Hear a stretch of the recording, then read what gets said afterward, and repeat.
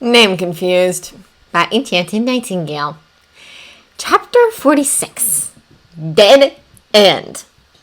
To Sherlock's disgruntlement, Mycroft's shadow had been honest, but before parting ways, he wished him luck and told him that he should focus on other things and not expect to see the house again. The genius had found the comment odd until he visited the street again after his network got back to him that there was no number 12. At first, Sherlock thought they were yanking his chain, but a cab drive later, he was standing in the middle of the street between numbers 11 and 13. He stood there for 10 minutes, closing his eyes and opening them again, and not once did number 12 pop up. He did not see Mark, or Brower, or Silence. He had talked to Lestrade about that bit of kidnapping incident, yes. Or whatever name or word he used to identify himself for the day. Not once in the 1 month he had the place stalked. Some of it he did himself, so he knew that it was not just skill that hid an entire building and the man owning it. So he went a different way. He asked around about the subject of his irritation.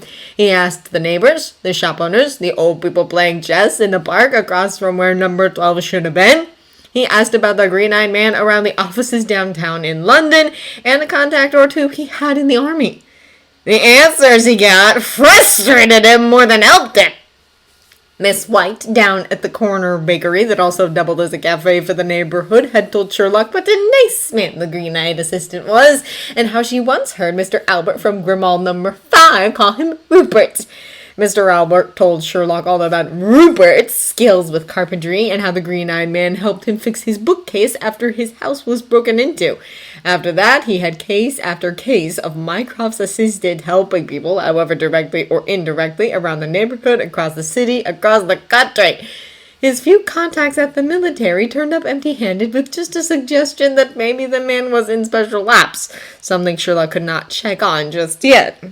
Not one of them knew the man's real name, and in some cases, they did not even know his real face. It was getting annoying. After 2 weeks of snooping in the middle of other cases, some from Lestrade, some from people that read his blog and came to his doorstep, Sherlock finally appeared before Mycroft when his older brother was having lunch at Momo, a restaurant serving Arabic cuisine, having a meal complete with a starter, main course, and dessert. He had a spare plate and a smiling on his face when Sherlock came into the restaurant and made a beeline for his table.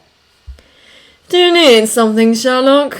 he asked. "Very funny, Mycroft. You do know your assistant has me stopped."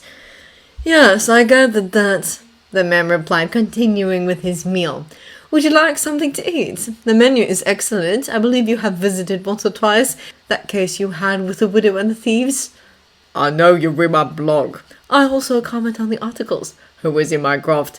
"Not my place to say, brother," the oldest of the two replied. "He told me he gave you a puzzle to solve, though he did not divulge the details." Sherlock glared at him. "How is the number 12 at Grimmauld Place?" "Has been for the last 3 or so centuries," Mycroft confirmed. "The house of the ancient and noble Blacks.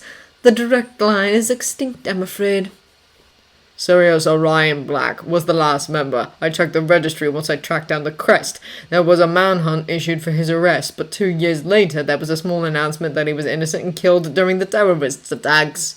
Sherlock referenced what he had read. "What do you need from me, Sherlock?" "A name." "You know I won't give it to you." "Then what am I missing?" the functioning sociopath demanded. Mycroft smiled. "If I told you, then that would be cheating, brother. You'll figure it out eventually. Now, lunch